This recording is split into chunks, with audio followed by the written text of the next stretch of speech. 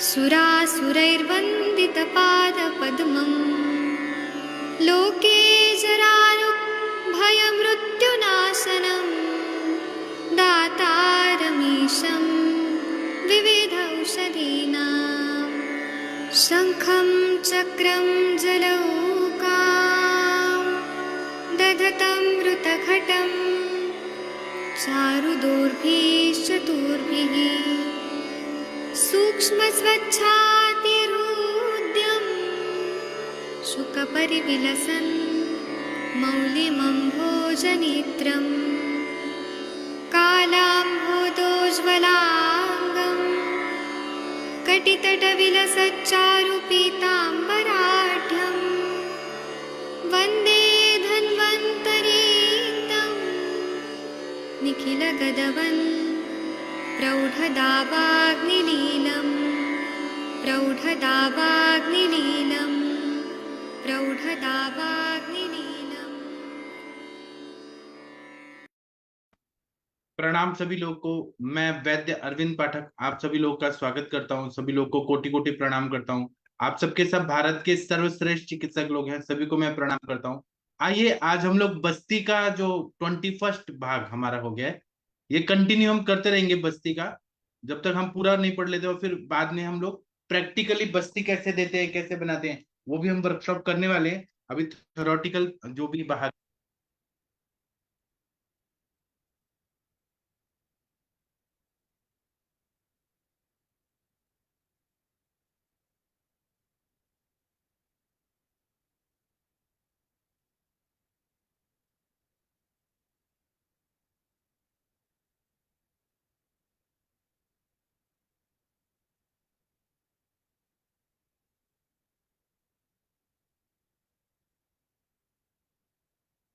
आवाज नहीं आ रही है।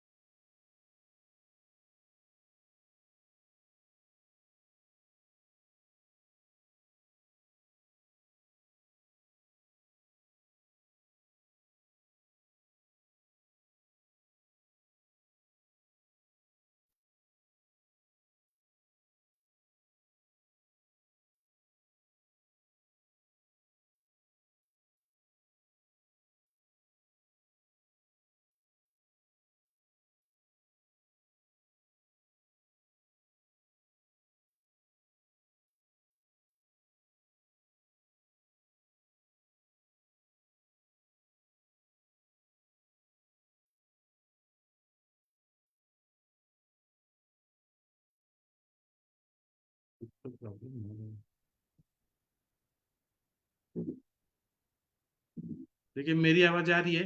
अब आ रही है मेरी आवाज? आ रही है जी, आ रही। अब आ रही है ना? हाँ। प्रणाम सभी लोग को। मैं वैद्य अरविंद पाठक आप सभी लोग का स्वागत करता हूँ। हम लोग अलग अलग व्याधियों में अभी हम लोग बस्ती का बारे में चर्चा करने वाले हैं। देखिए, कुछ तो टेक्निकल प्रॉब्लम हो गया जिससे मेरी आवाज ही नहीं आ रही थी। थैंक यू शशि मैडम, आपने बताया। तो ज्वर चिकित्सा में जो तीसरा अध्याय है ज्वर चिकित्सा, उसमें 170 नंबर का जो श्लोक है उसमें क्या बताया है कि ज्वर की सामान्य चिकित्सा में बस्ती का निर्देश है। ज्वर से जो क्षीण हो गया है उसके शोधन के लिए शरीर का शुद्धि होगा, स्त्रोतोरोध दूर होगा तो आगे होगा। और लंघन पाचन सब करके जब आम का पचन हो गया तब बल को देने के लिए और शोधन करने के लिए बस्ती का प्रयोग किया गया है। उसी तरह से पक्वाशयगत पित्त है या कफ या वात में बस्ती दिया है, चरक चिकित्सा ने ज्वर में ही बताया 171 नंबर का श्लोक। जीर्ण ज्वर जब रहता है 21 डेज से ज्यादा अगर ज्वर रहता है या दृढ़ अग्नि रहती है, जब रुक्ष और बद्ध पुरुषता रहता है, तब अनुवासन बस्ती के लिए बोला है 172 नंबर का श्लोक। जीर्ण ज्वर में, इसको ध्यान में रखिए, रेफरेंस के साथ बताए। फिर पक्वाशयगत दोष है तो कुछ निरूकल्प बताए, जैसे पटोल आदि बस्ती, आरक वदादि निरू, इसके सारे कंटेंट्स जो है वो हमारे रेफरेंस में है। 240 नंबर का श्लोक, 249 चरक संहिता ज्वर चिकित्सा में कुडुच्ची आदि निरू ऐसा बताया है। इसके बाद में हम लोग देखेंगे तो ज्वर में कुछ अनुवासन बस्ती का भी योग बताएं 250 से 253 नंबर का श्लोक में। तो जीवंत आदि अनुवासन बस्ती है, पटोल आदि तेल का अनुवासन बस्ती है, चंदन आदि तेल का अनुवासन बस्ती बोला है, तेल का बस्ती। तो जैसे ज्वर में वात प्रधान तृतीयक विषम ज्वर में अनुवासन बस्ती बोला है। तृतीयक ज्वर मतलब एक दिन ज्वर आया और वात प्रधान है, जहां पे बहुत ज्यादा शूल है, हेडेक है, बॉडी एक है, अंग मर्द है, और वहां पे एक दिन छोड़ के फिर आ रहे, तो ऐसे में अनुवासन बस्ती देना, क्योंकि वात का शमन करना जरूरी है। तो ज्वर चिकित्सा में 293 नंबर का जो श्लोक है उसमें बस्ती बोला है। कोई आपसे पूछेगा कि बस्ती बोला है क्या ज्वर चिकित्सा में, तो हाँ बोला है, लेकिन ये दूसरी अवस्थाओं में बोला है, डायरेक्ट शुरुआत में नहीं बोला है। जहां पे तरुण ज्वर होता है वहां पे निषेध है। उसी तरह से ज्वर में विषम ज्वर जब रहता है तो आस्थापन और यापना बस्ती। विषम ज्वर का मतलब है कि दोष अल्प मात्रा में दूषित होते हैं और धातुओं में चले जाते हैं, और वो रसगत ज्वर जो है, संतत ज्वर, वो संतत ज्वर जो है वो 24 घंटे रहता है। सतत ज्वर जो है वो दिन और रात में आता है। तृतीयक ज्वर जो है वो 24 घंटे में एक बार आता है। इसी तरह से हम लोग रसगत, रक्तगत, मांसगत ऐसा मानते हैं, और उसका हम लोग पाचक देते हैं, रस पाचक, रक्त पाचक, मांस पाचक, मेदो पाचक, अस्थि मज्जा पाचक। और अन्य दुष ज्वर जो है वो पहले रसगत ज्वर जो है, सतत ज्वर, संतत ज्वर जो है वह 24 घंटे कंटिन्यू रहता है। उसके बाद में रक्तगत ज्वर जो है वह दिन में 2 बार आता है, दिन में और रात में। उसी तरह से जो अन्य दुष्ट ज्वर जो है, जो मासगत ज्वर है, वह आता है 24 घंटे में एक बार। तृतीयक ज्वर जो है वो आ जाएगा, फिर एक दिन नहीं आएगा, फिर तीसरे दिन आएगा। चतुर्थक ज्वर जो है, जो अस्थि मज्जा गत रहता है, वो एक दिन आएगा, 2 दिन का ब्रेक लेगा, फिर चौथे दिन आएगा। तो यहाँ तृतीयक ज्वर जो है उसमें अनुवासन बस्ती बोला है और ये बात प्रधान रहता है। विषम ज्वर में आस्थापन और यापना बस्ती बोला है, चरक चिकित्सा तीसरा अध्याय में 302 नंबर का श्लोक में। उस तरह से, और जो जो देने के लिए बोले वो सारे घटक द्रव्य चरक संहिता में बोले हैं। अस्थि मज्जागत ज्वर जो है उसमें जो चतुर्थक ज्वर है उसमें निरु और अनुवासन बस्ती बोला है 316 नंबर का श्लोक में। पुनरावर्तक ज्वर मतलब जो बार बार आता है, ज्वर बार बार आता है, एक बार ठीक होने के बाद फिर आ जाता है, तो उसमें यापना बस्ती बोला है। वहां पे धातुओं में बहुत ज्यादा ये शैथिल्यता रहती है, दुर्बलता रहती है, तो उसको ठीक करना है तो यापना बस्ती देना है। तो इसीलिए 339 नंबर का जो श्लोक है ज्वर चिकित्सा में, उसमें यापना बस्ती के बारे में बताएं, और घटक द्रव्य उसमें मिल जाएंगे। रक्त पित्त में सामान्य चिकित्सा सूत्र में जब ऊर्ध्वक रक्त पित्त होता है तो विरेचन कराते हैं, अधोक रक्त पित्त होता है तो वमन कराते हैं। उसे जैसे वायु का शमन करना है तो बस्ती चिकित्सा बोला है। चरक चिकित्सा चौथा अध्याय में 91 नंबर का श्लोक है, उसमें रक्त और पित्त का प्रसादन करने वाले द्रव्य और पित्त का शमन करने वाले द्रव्यों से बस्ती बताया, तो 91 नंबर के श्लोक में बताया। इस तरह से गुल्म देखेंगे तो वातज गुल की सामान्य चिकित्सा में, गुल्म तो वायु की व्याधि है, तो उसमें बस्ती देना बहुत जरूरी होता है, तो निरु और वनवासन बोला है। चरक चिकित्सा पांचवा अध्याय में 21 और 26 नंबर के श्लोक में ऐसे बस्ती बताए। इस तरह से पक्वाशयगत गुल्म में तिक्त रसात्मक द्रव्यों का बस्ती बताया, तो 24 नंबर का जो श्लोक है गुल्म चिकित्सा में उसमें बताया। गुल्म चिकित्सा में पक्वाशयगत पित्त गुल्म में तिक्तक शीर बस्ती बताए गुल्म के, तो 34 नंबर का श्लोक। गुल्म में बस्ती की श्रेष्ठता सिद्धि के लिए गुल्मग्न बस्ती का उपयोग करने का आदेश है, तो 100 नंबर और 102 नंबर का श्लोक में बताया। रक्तज गुल्म जो रहता है स्त्रियों को होता है, जो गर्भाशयगत होता है और वेगों का धारण करने से होता है, और उसमें गर्भ के आकार का वो ऐसा दिखता है कि गर्भ हो गया है, तो उसमें बस्ती और उत्तर बस्ती का अनुवासन बोला है। 178 से 182 नंबर का श्लोक है। उसी तरह से कुष्ठ व्याधि में चिकित्सा में दार व्याधि बस्ती बोला है, जो कुष्ठग्न बस्ती होता है, तो कुष्ठ में हमें देना चाहिए बस्ती 46। वहां पे वमन विरेचन से शोधन कराने के बाद वायु का शमन करने के लिए और route of administration of drug, वो रास्ते से बस्ती द्रव्य से जल्दी मेडिसिन जाता है और जल्दी फायदा करता है। इसलिए 46 नंबर के श्लोक में दार्व्यादि बस्ती बोला है। इस तरह से बातोल वर्ण कुष्ठ में निरु और अनुवासन बोला है, मदन फलादि तेल का अनुवासन बोला है 46 नंबर के श्लोक में।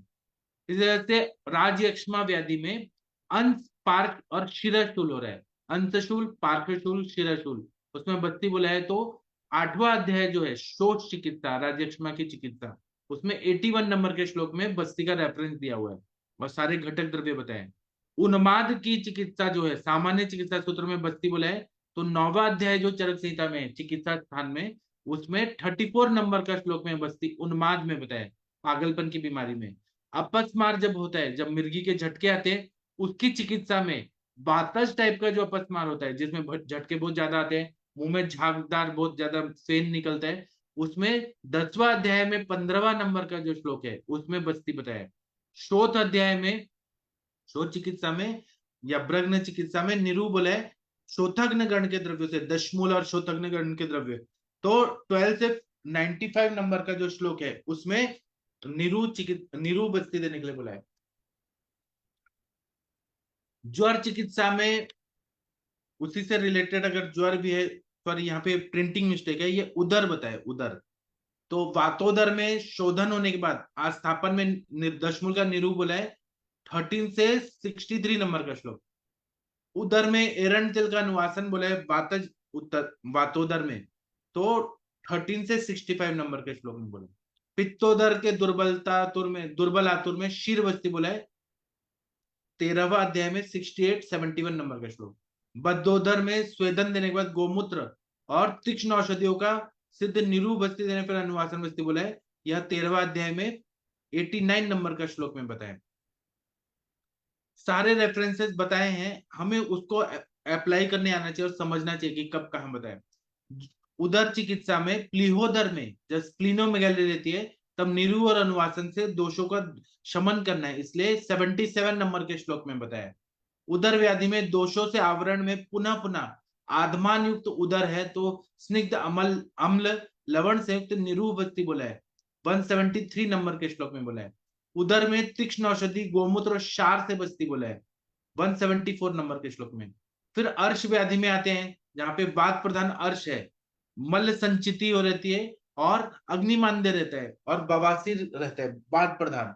तो घृत का जो ऊपर का लेयर रहता है, घृत मंड से जो घृत के ऊपर रहता है उसका अनुवासन बस्ती बोला है 225 नंबर का श्लोक चरक चिकित्सा 14 अध्याय में जो अर्श चिकित्सा है।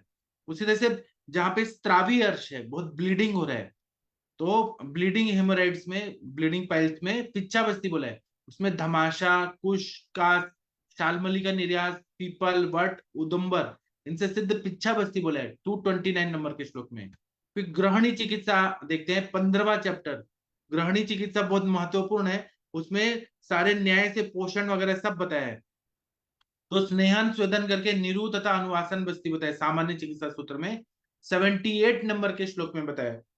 ग्रहणी में अति मंदाग्नि रहती है, निरु और स्नेह बस्ती बोला है जहां पे अग्नि मंद है तो वहां पे अग्नि को भी बढ़ाते जाना है, और निरु और स्नेह बस्ती से अग्नि थोड़ा सा आग है तो हम घी डालते हैं तो बढ़ता है, उस तरह से निरु देने के बाद फिर स्नेह बस्ती बोला है। सिद्ध घृत का बताया तो 207 नंबर के श्लोक में बताया।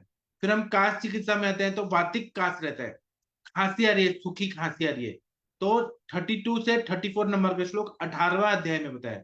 आपके पास जब भी ऐसे ड्राई कफ वाले पेशेंट आते हैं तो आप लोगों के मन में जरूर रहता होगा कि हम खांसी ठीक कैसे करें, तो वहां पे आप देते हैं चंद्रामृत रस और श्वास कुठार रस, और या फिर आप लोग ये देते हैं तालिसादी चूर्ण या कर्पूरादि चूर्ण या कंटकारी अवले, कंटकारी घृत, ये सब देते हैं। लेकिन यहाँ पे तेल का बस्ती बोला है वातज काश में, उसको ध्यान में रखिए। 32 से 34 नंबर का श्लोक चरक संहिता जिनके पास भी है, ये रेफरेंस में बता रहा हूं, आप लोग फिर देखिए और आप लोग को मजा आएगा कि वायु का शमन करना है तो मूल स्थान में हमने तेल का बस्ती दे दिया पक्वाशय में, तो वो स्नेहन होगा वहां से और वो पूरे शरीर में फैल जाएगा, और खांसी का वेग जो आ रहा है, रिफ्लेक्स आ रहा है, कफ का रिफ्लेक्स, वो बंद हो जाता है। इतना चमत्कारिक रिजल्ट केवल आयुर्वेद में दे सकते हैं।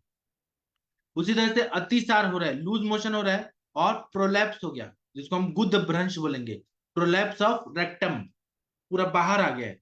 तो कितना बढ़िया बताया, दशमूल तेल और बिल्व तेल या शताब्दी तेल जो है, इनसे तेल का बस्ती देते हैं। तो जो रेक्टस मसल्स होते हैं, वहां के नीचे के जो मसल्स होते हैं, लिगामेंट्स, टेंडन, उसमें मजबूती आती है और वो प्रोलैप्स को ठीक कर देता है। केवल और केवल आयुर्वेद इसे ठीक कर सकता है। एलोपैथी में सर्जरी करते हैं, लेकिन सर्जरी के बाद भी वो बाहर निकलने का डर रहता है।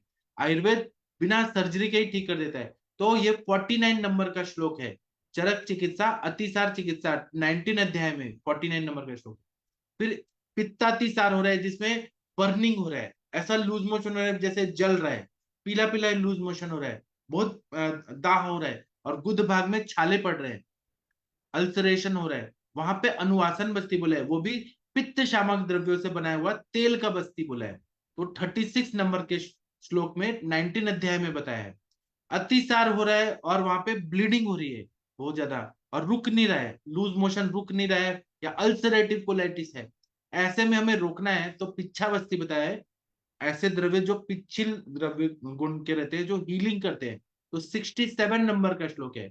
उसी तरह से रक्त प्रवृत्ति अगर हो रही है, ब्लीडिंग बहुत ज्यादा हो रहा है, तो पिच्छावस्थी बताया है, ऐसा लूज मोशन।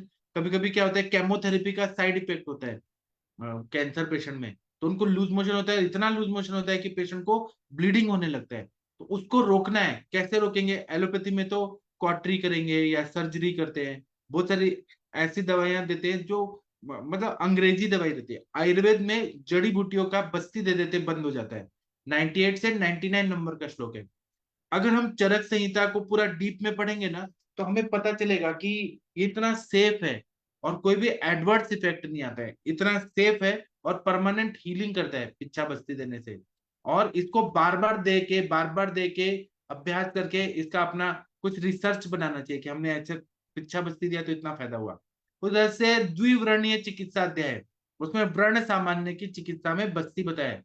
व्रण को ठीक करना है, कोई वुंड है जो ठीक नहीं हो रहा है और उसको हील करना है, तो हम बत्ती, route of administration of drug, वो रास्ते से हम बत्ती देते हैं तो वो जल्दी हील होता है। तो 24 अध्याय में 38 नंबर का श्लोक है, उसमें बताया। इस वजह से त्रिमर्मीय चिकित्सा अध्याय है। त्रिमर्म कौन से होते हैं? तो सबसे महामर्म कौन से है? तो हृदय है, बस्ती है, और मस्तिष्क है। तो सिर।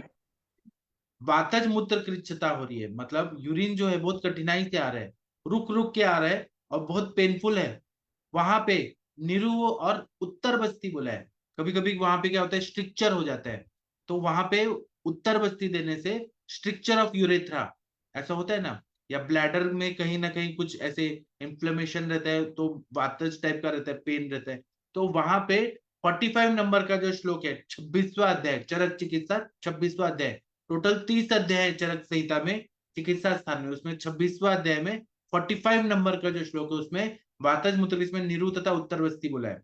उसी तरह से त्रिमर्मीय में चिकित्सा में त्रिदोषज मूत्र कृच्छता है, तो वात प्रधान में बस्ती बोला है 58 नंबर के श्लोक में। फिर हम आते हैं वात व्याधि में। वात व्याधि में अलग अलग व्याधियां बताइए, इसमें अर्धित वात, फेशियल पैरालिसिस बताया, विश्वाची बताया है, अवबाहुक बताया है, फिर कोरोस्टोसिक्स बताया, अलग अलग व्याधियां बताइए। उसमें निरु सामान्य चिकित्सा में काढ़े की बस्ती बताइए, 86 नंबर के श्लोक में, 28 अध्याय में। वात व्याधि में मांस और मेद स्थित वात में बस्ती निरु बस्ती बोलिए, 92 नंबर का श्लोक में। तो जैसे अधो नाभिगत वायु, नाभि से नीचे वायु है, तो उसमें बस्ती बताया, वायु को निकालना जरूरी है नहीं तो वो पेन करता है, तो 18 नंबर के श्लोक में बताया। पक्वाशयगत वायु, पित्त में, पक्वाशय में पित्त है और वहां पे पित्त रुका हुआ है और नहीं निकल पा रहा है, तो बस्ती बताया 191 नंबर के श्लोक में।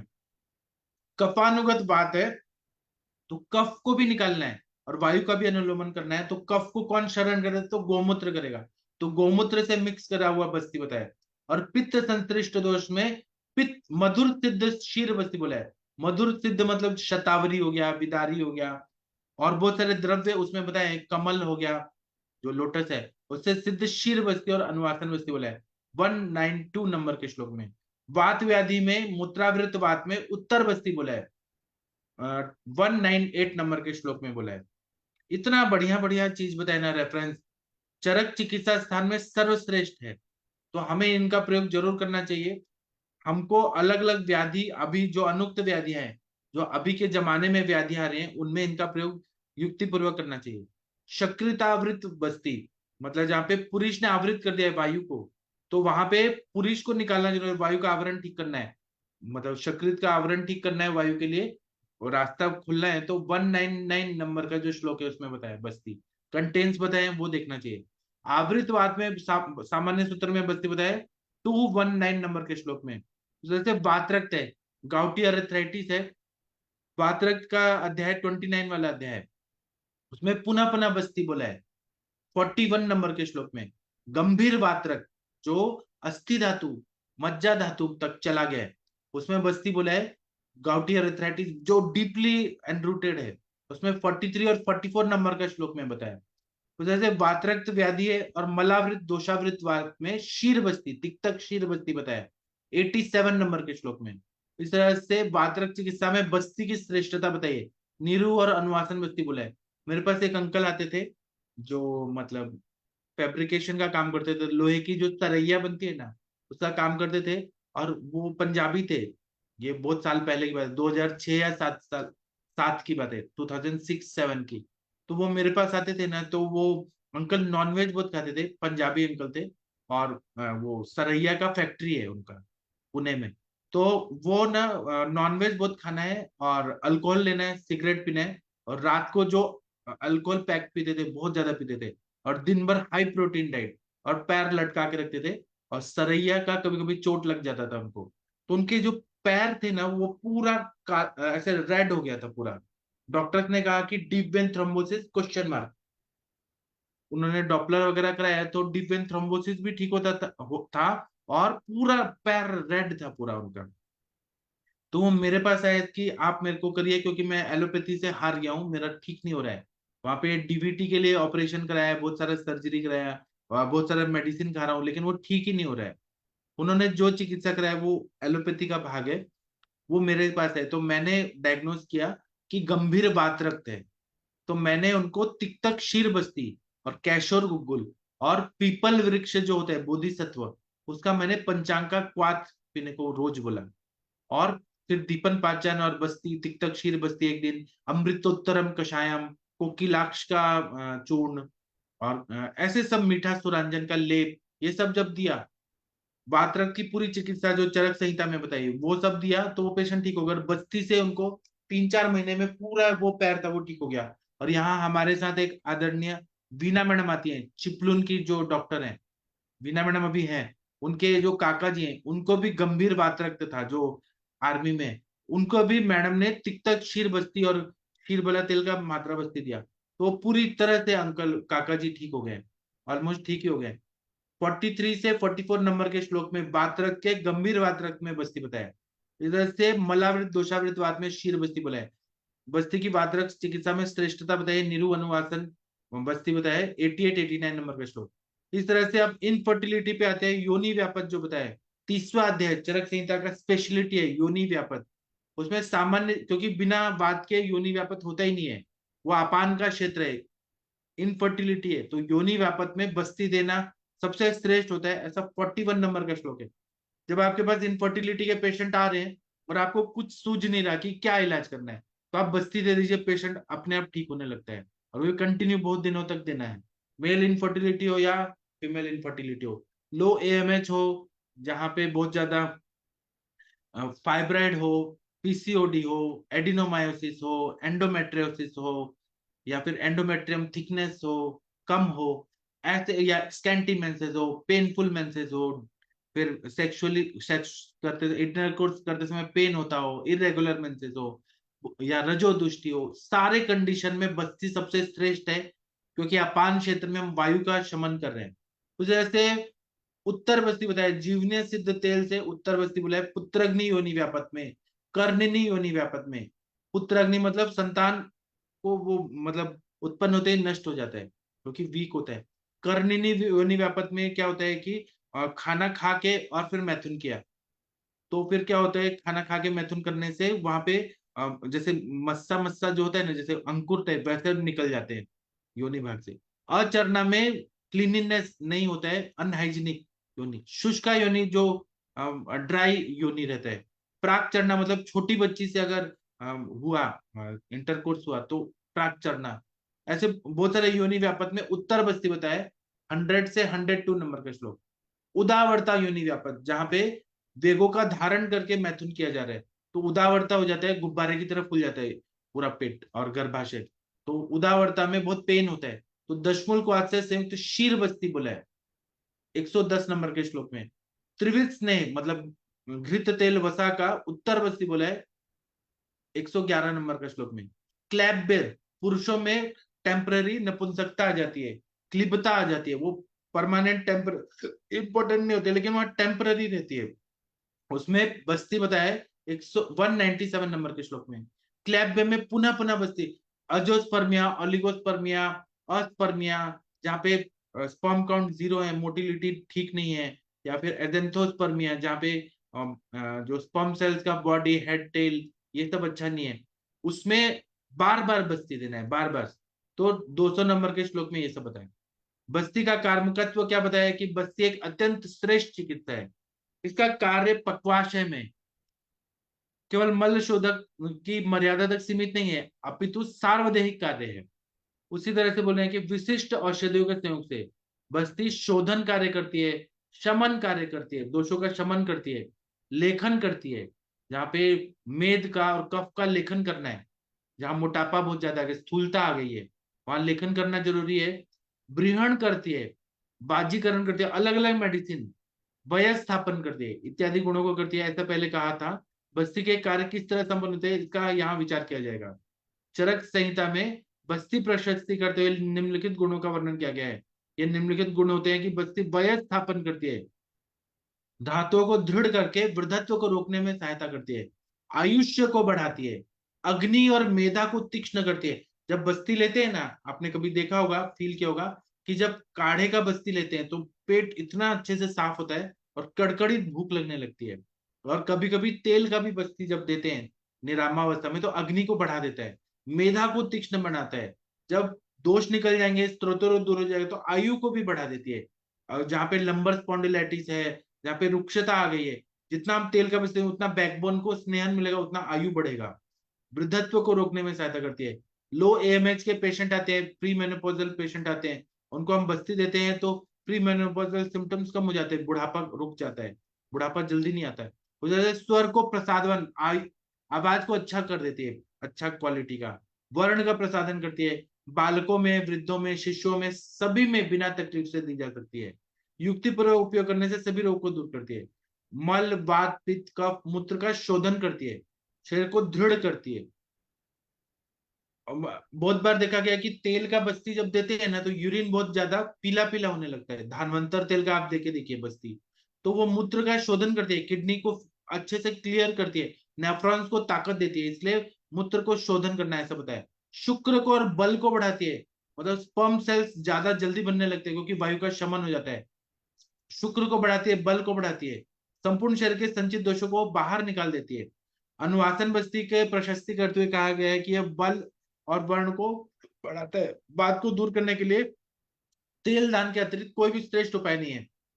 शरीर में वायु को शमन करना है, वायु को नियंत्रित करना है, वायु को बैलेंस करना है, क्योंकि आजकल का लाइफस्टाइल है रात्रि जागरण करना, स्ट्रेस लेना, काम शोक भयाद वायु, काम से, शोक से, भय से वायु का प्रकोप होता है, वेगों का धारण किया जाता है, फिर बहुत ज्यादा चलना, बहुत ज्यादा सोचना, बहुत ज्यादा चिंता तति चिंतना, दृश्य दृष्टि होती है, और धातु क्षय होता है, तो या अति मैथुन होता है, तो वायु का बार बार प्रकोप होता है। वायु का प्रकोप होने से बहुत सारी बीमारियां होती है। तो आयुर्वेद में तेल का बस्ती, तेल दान, तेल की बस्ती सबसे श्रेष्ठ बताइए।